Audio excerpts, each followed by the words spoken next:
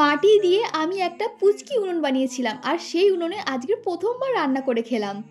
তো hello everyone, আমি Rima and welcome to my new video. তো দেখো, এখানে আমি রান্নার জন্য সমস্ত সরঞ্জাম সুন্দর করে সাজিয়ে নিয়ে বসে পড়েছি। আর আজকে আমার এই পুচকি রান্নাঘরে সবার প্রথম রান্না করবো মাশরুমের তরকারি। তার জন্য এখানে আমি নিয়েছি মাশরুম, এছাড়াও নিয়েছি ছোটো ছোটো করে কুচোনো আলু, পেঁয়াজ কুচি, টমেটো কুচি, এছাড়াও লাগবে লঙ্কার গুঁড়ো, হলুদ গুঁড়ো, লবণ, আদা রসুন বাটা, আর এদিকে নিয়েছি একটুখানি তেল ও জল। তো এবার চলো ঝটপট করে আজকে রান্নাটা শুরু করা যাক। এই পুচকি উনুনে রান্না করার জন্য আমি ছোটো ছোটো করে অনেকগুলো জ্বালন কুচিয়ে রেখেছিলাম, সেগুলো দিয়েই উনুনটা ধরাচ্ছিলাম।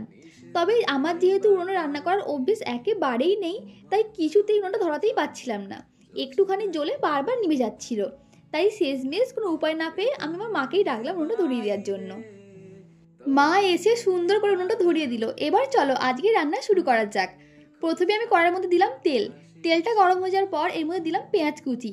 এবারে এই পেঁয়াজটাকে হালকা করে ভেজে নেব। আর হ্যাঁ, আমি কিন্তু অনেক খুঁজেও পুচকি একটা কড়াই কোথাও পেলাম না, তাই বাধ্য হয়ে ওই যে মাটির সরা হয় না, ওতে করেই আজকে রান্না করছি। তো পেঁয়াজটা ভাজা হয়ে যাওয়ার পর এর মধ্যে দেবো আদা বাটা, রসুন বাটা, এছাড়াও দেবো স্বাদ মতো লবণ, হলুদ গুঁড়ো আর লঙ্কার গুঁড়ো।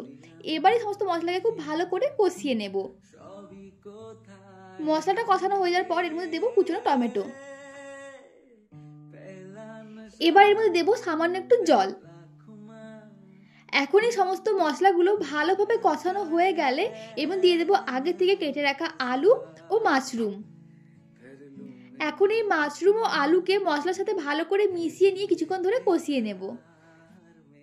আর এদিকে দেখো, রান্না করতে করতে আমার উনুন আবার নিভে গিয়েছিল, কিছুতেই জ্বালাতে পারলাম না, তাই বাধ্য হয়ে একটা মোমবাতি জেলে উনুনের ভিতরে রেখে দিলাম। এখন এই মোমবাতির তাপেই আমার বাকি রান্নাটা হচ্ছিল। মাশরুম ও আলু ভালোভাবে কষানো হয়ে গেলে এর মধ্যে দিয়ে দেবো কিছুটা পরিমাণে জল। জল দিয়ে কিছুক্ষণ নাড়াচাড়া করার পর এখন এটাকে ঢাকনা চাপা দিয়ে কিছুক্ষণ রান্না করে নেব, যাতে আলু ও মাশরুম খুব ভালোভাবে সেদ্ধ হয়ে যায়। আর এদিকে দেখো, আমার এই পুচকি উনুনে রান্না দেখার জন্য কত পুচকে পুচকে দর্শক জড়ো হয়েছে। কিছুক্ষণ পর ঢাকনা খুলে দেখি আমাদের মাশরুমের তরকারি একদম রেডি। আর দেখো, এই মোমবাতির তাপেও কি সুন্দর টকবক করে ফুটছে আমাদের তরকারিটা। দাঁড়াও, আমার আগে একবার টেস্ট করে দেখি ঝাল নুন সব ঠিকঠাক আছে কিনা।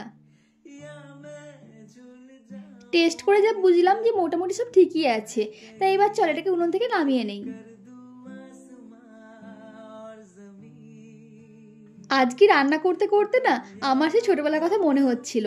ছোটোবেলাতে এরকম কত রান্নাবাটি খেলেছি, তো তফাৎ এটাই যে তখন খেলতাম কাদা মাটি পাতা দিয়ে, আর এখন করছি সত্যিকারের রান্নার জিনিসপত্র দিয়ে। তো যাই হোক, এবার চলো এটাকে টেস্ট করে দেখি খেতে কেমন হয়েছে। দেখতে তো ভীষণ সুন্দর লাগছে আর গন্ধটাও বেরিয়েছে খুবই সুন্দর। এবার খেয়ে দেখি টেস্টটা কেমন হয়েছে। খেয়ে দেখলাম যে সব কিছু ঠিকঠাক হয়েছে, শুধুমাত্র ঝালটা একটু বেশি হয়ে গেছিলো, বাকি সব কিন্তু দারুণ ছিল। রান্না করে শুধু একা খেলে হবে না, কারণ এখানে দেখো আমার সকল দর্শক বন্ধুরা পাতা নিয়ে বসে পড়েছে আমার রান্না টেস্ট করার জন্য। তাই সকলকে একটু একটু করে দিচ্ছিলাম টেস্ট করে দেখার জন্য যে আমি কেমন রান্না করেছি।